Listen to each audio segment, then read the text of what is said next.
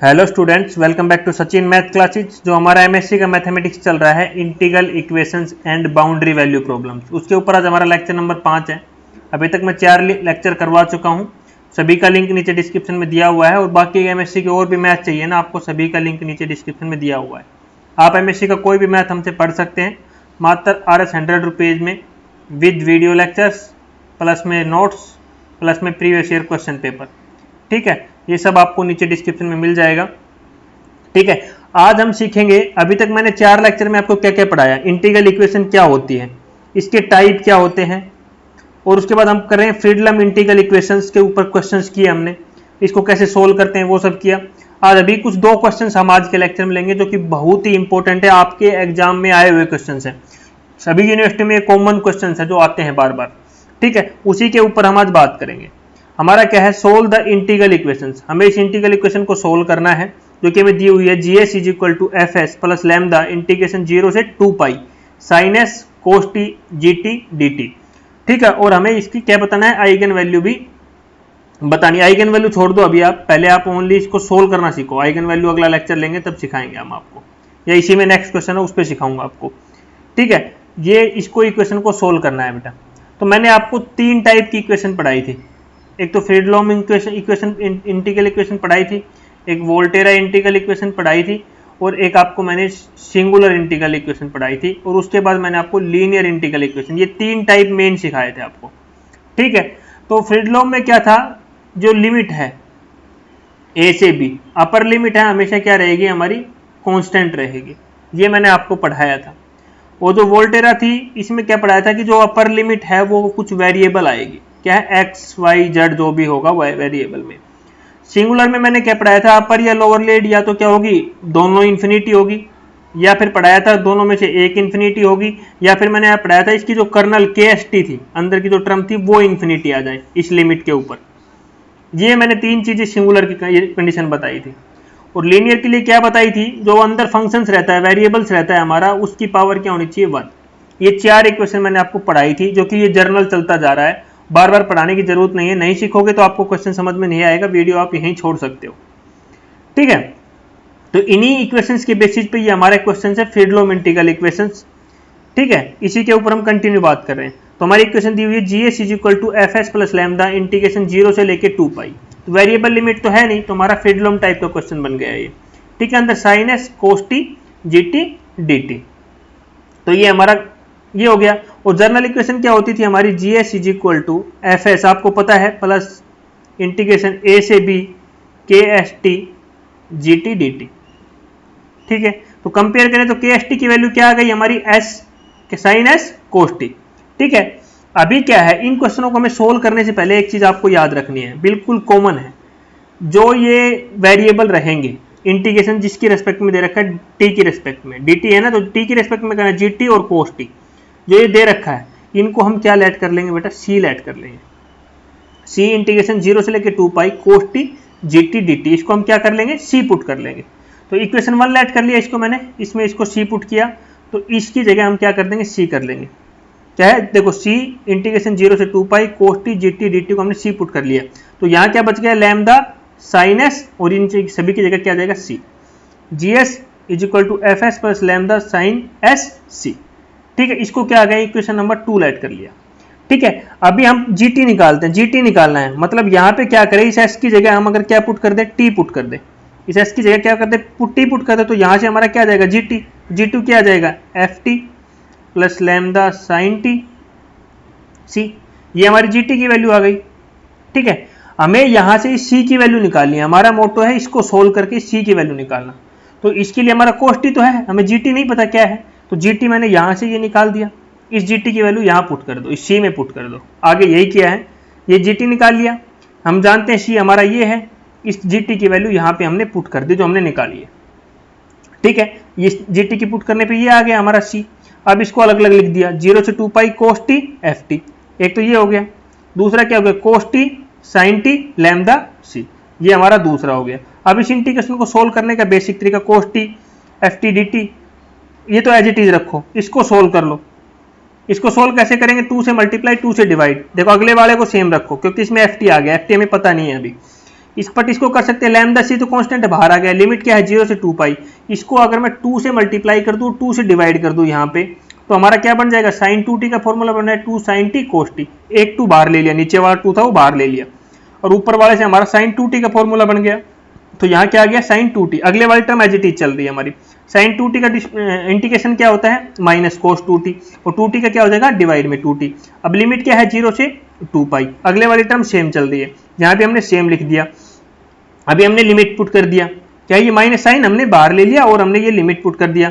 अब cos 4 पाई की value 1 होती है, cos 0 की वैल्यू 1 होती है, तो ये वैल्यू क्या आ गई बेटा, पूरा ये क्या हो गया 0। 0 multi lambda c upon 4 multiply में 0 क्या हो जाएगा बेटा 0, तो ये टर्म तो क्या आ गई पूरी हमारी 0। अब सी की वैल्यू बच गई हमारी, ये पुट कर दो, सी की वैल्यू ये 0 आ गई, ये मान ली यहाँ पे लिख के दिखा दिया, ये 0 हो गया, तो हमारे पास क्या है सी की ओनली ये वैल्यू बच गई, क्या है सी की ओनली ये वैल्यू बच गई। अब ये सी की वैल्यू है, ये हम उस जीएस वाली इक्वेशन में देखो, कौन सी इक्वेशन में, जीएस वाले में, क्योंकि हमने यहाँ इस सी की वैल्यू, ये जो इक्वेशन नंबर 2 थी हमने लेट किया था ये वाली इक्वेशन, इसमें पुट कर दो, क्योंकि हमें जीएस का ही सॉल्यूशन चाहिए ना पूरा। सी की वैल्यू निकाल ली और यहाँ पे सी की वैल्यू पुट करनी थी, तो हमारा क्या था आंसर आ जाएगा। तो हमने यहाँ पे देखो इसको हमने यहाँ पे पुट कर दिया है, यहाँ पे क्या है इसको पुट कर दिया है, सी की जगह पुट कर दिया क्योंकि सी की वैल्यू ये आई है।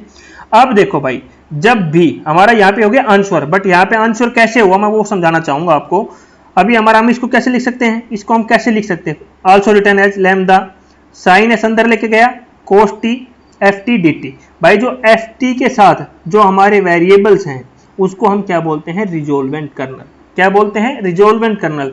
जो एफ टी के साथ जो ये वेरिएबल्स रहेंगे इनको हम क्या बोलेंगे, रिजोल्वेंट कर्नल। और रिजोल्वेंट कर्नल को कैसे लिखते हैं, इस प्रकार से कुछ सिग्नल रहता है, देखो ये लिख रहा हूं मैं, इस प्रकार से सिग्नल एस टी लैम्डा और दो वैल्यू लिख दो। इसके एफ टी के साथ क्या वेरिएबल्स है, साइन एस cos t, ठीक है, ये इसके वेरिएबल्स हैं। तो ये इसका आंसर हो गया है, करेक्ट आंसर। ये क्वेश्चंस आपका 5 टाइम्स आया हुआ है डिफरेंट यूनिवर्सिटियों में, ठीक है। अभी ये सिलेबस मेरे पास KUK का करा रहा हूँ, MDU, IGNOU, IGU और ऑल स्टेट यूनिवर्सिटी, ठीक है, इन सभी का मैं कॉमन सिलेबस लेके चल रहा हूँ। आपको किसी भी यूनिवर्सिटी का जर्नल, मेरे को क्या है मैं बता देता हूँ, किसी भी आपको यूनिवर्सिटी का चाहिए तो RS 100 रुपीज़ में हम आपको नोट्स देंगे, ठीक है, प्लस में प्रीवियस ईयर क्वेश्चन पेपर देंगे, प्लस में उनके वीडियो लेक्चर प्रोवाइड कराए जाएंगे। प्रीवियस ईयर क्वेश्चन थोड़ा लेट मिलेगा आपको, क्योंकि आप हमें दोगे फिर हम उसका सॉल्यूशन करके देंगे। ये कहाँ मिलेंगे आपको, टेलीग्राम पे। टेलीग्राम का लिंक कहाँ है, नीचे डिस्क्रिप्शन में आपको यहाँ पे दिया हुआ है, यहाँ आप जाके ले सकते हो सारी चीज़ें। नहीं मिले तो आप मेरे को कॉमेंट कर देना, मैं आपको मेरे व्हाट्सएप नंबर प्रोवाइड करा दूंगा, वहाँ जाके भी आप ले सकते हो, ठीक है। अभी सेकंड क्वेश्चन के ऊपर चलते हैं बेटा, बहुत ही मजेदार क्वेश्चन है सेकंड क्वेश्चन हमारा। ये भी मोस्ट इंपोर्टेंट क्वेश्चन है। आप अपने प्रीवियस क्वेश्चन पेपर उठा के देखना, कहीं ना कहीं आपको इस टाइप का या यही क्वेश्चन रखा मिलेगा। सेम है हमारा GS इज इक्वल टू, यहाँ FS की वैल्यू नहीं है भाई, FS नहीं है तो मतलब FS क्या हो गया, 0 हो गया हमारा। नहीं दे उससे कोई मतलब नहीं है हमें। GS is equal to lambda integration 0 से 1, भाई फ्रीडम टाइप का इक्वेशन है, फ्रीडम इंटीग्रल इक्वेशन टाइप की इक्वेशन हो गई। इक्वेशनों को पहचानना सीखो आप पहले।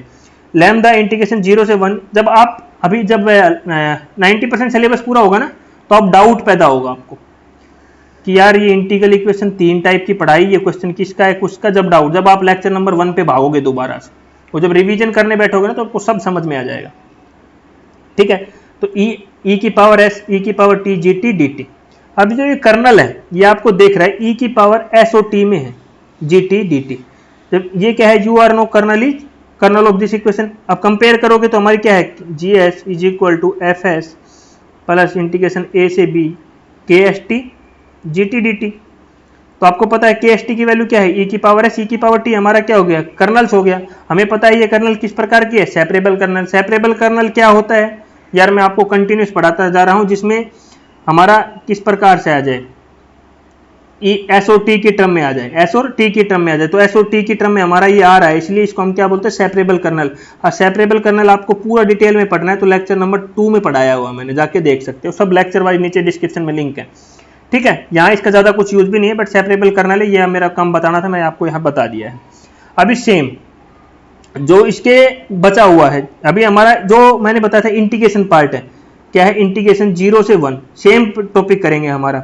जो हमारी GT वाली टर्म है, e की पावर t, GT और dt, इसको हम क्या पुट कर देंगे बेटा, सेम c, जैसे पिछले वाले क्वेश्चन में किया, सेम c पुट कर दिया। ठीक है, अब सेम हमारा सी पुट किया तो ये इक्वेशन आ गई, इक्वेशन नंबर 2 ऐड कर दिया हमने, क्योंकि यहाँ पे क्या है सी पुट कर दिया इसकी जगह, तो यही बच गया लैम्डा ई की पावर एस सी बच गया। अभी हमें इस सी की वैल्यू ये आ गई, इस सी की वैल्यू को सोल्व करने के लिए हमें जी टी चाहिए, और जी टी की वैल्यू अगर मैं जी एस की जगह टी पुट कर दूं तो जी टी क्या आ जाएगा लैम्डा ई की power t c, g t की वैल्यू मैं यहाँ पुट कर दूं, यहाँ से हम सी की वैल्यू निकालेंगे, सी की वैल्यू हम इक्वेशन नंबर 2 में पुट करेंगे, सेम पैटर्न सेम फंडा अपनाएंगे। जी टी आ गया बेटा, सी की वैल्यू आ गई, इसमें जी टी की वैल्यू पुट कर दो, तो हमारा क्या है सी इंटीग्रेशन 0 से 1 ई की power t lambda e t c d t. अब इसको करोगे तो लैम्डा सी तो कांस्टेंट है बाहर आ गया, इंटीग्रेशन ई की पावर टी मल्टीप्लाई ई की पावर टी, तो क्या हो जाएगा ई की power 2t, 11th basic math, ई की पावर 2t dt आ गया हमारा यहाँ पे। अब इसको इंटीग्रेशन करेंगे, ई की पावर 2t का इंटीग्रेशन करेंगे तो क्या आएगा ई की पावर 2t अपॉन 2, लिमिट क्या लगाना है 0 से लेके 1, ई की पावर 2 0 से लेके 1, लैम्डा सी कांस्टेंट था बाहर निकाल रखा है, अब लिमिट किया तो ऊपर t की जगह 1 किया तो 2 अपॉन 2, माइनस का साइन ई की पावर 0 अपॉन 2, तो बाहर क्या बच गया lambda c upon 2 e square. अब क्या है e की पावर 0 अपॉन 2 क्या आ गया बेटा 1 आ गया है हमारा यहाँ पे, ठीक है 1 अपॉन 2 बच गया था, तो 2 मैंने यहाँ पे कॉमन था दोनों में तो मैंने 2 बाहर ले लिया, तो क्या आ गया लैम्डा सी अपॉन 2, अंदर क्या बच गया e की पावर 2 माइनस 1, उस साइड क्या था c। अब मैं दोनों ये पूरी इक्वेशन को एक साइड लेता हूँ, c minus lambda c upon 2 e square minus 1 is equal to क्या आ गया 0, यहाँ पे मैंने यही लिखा हुआ है, ठीक है। अब c दोनों में से कॉमन आ रहा है, कॉमन ले लो, c है यहाँ से क्या आ रहा है कॉमन आ रहा है, तो अंदर क्या बच गया 1 minus lambda by 2 e square minus 1 is equal to 0, या तो c 0 होगा, c की वैल्यू 0 होगी, या फिर दूसरी कंडीशन क्या हो सकती है कि जो अंदर वाली टर्म है ये 0 के इक्वल हो जाए। अगर ये 0 के इक्वल हो रही है तो हमारा क्या हो जाएगा 2 एलसीएम आ जाएगा, तो 2 इधर आ जाएगा, तो 2 ये नीचे वाला क्या हो जिस आएगा 0 आ जाएगा, तो हमारी ये इक्वेशन बचेगी। अब यहाँ से क्या है लैम्डा ई की पावर 2 माइनस का ब्रैकेट, ये 2 उस साइड जाके माइनस का हो जाएगा, तो माइनस से माइनस कैंसिल हो जाएगा, तो हमारा ये बचेगा। यहाँ से हमारी लैम्डा की वैल्यू आ गई 2 अपॉन ई की पावर 2 माइनस 1। लैम्डा को क्या बोलते हैं स्टार्टिंग से मैं बता रहा हूँ आइगन वैल्यू, हमारी आइगन वैल्यू भी निकालनी आ गई ना तुम लोगों को, अभी मैं बोल रहा था सिखाऊंगा तो सिखाया, क्योंकि लैम्डा क्या है आइगन वैल्यू है और हमें सी की वैल्यू चाहिए थी, तो पुट वैल्यू लैम्डा, बट सी तो 0 हो गया तो पूरा सब कुछ 0 हो जाएगा और वो पॉसिबल नहीं है, तो हमारी जो जीएस की वैल्यू थी, जीएस की वैल्यू क्या सेकंड इक्वेशन जो थी GS is equal to lambda C E की पावर एस, इसमें लैम्डा की वैल्यू पुट कर दो, तो GS is equal to 2 upon E की पावर 2 माइनस 1 सी ई की पावर एस।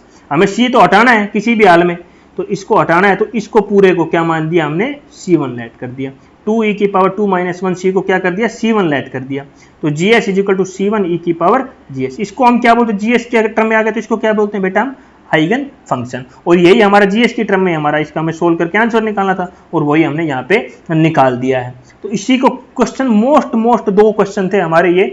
अगला लेक्चर नंबर 6 रहेगा, किसके ऊपर रहेगा मैं पहले ही बता देता हूँ, फ्रीडलम बेसिक थ्योरम। क्या है हमारा ये बेसिक थ्योरम रहेगा, इसी के ऊपर हम पूरा पढ़ेंगे, बहुत ही इंपॉर्टेंट थ्योरम है, आपके एग्जाम में आई हुई थ्योरम है। हाँ आपको नोट्स चाहिए तो नीचे डिस्क्रिप्शन में मेरे कमेंट कर दीजिए या मैसेज कर दीजिए, मैं आपको प्रोवाइड करा दूंगा 100 रुपीज़ में। किसी भी स्टेट यूनिवर्सिटी कहीं की भी कोई भी ओपन डिस्टेंस या फिर रेगुलर सबके नोट्स हमारे पास अवेलेबल है।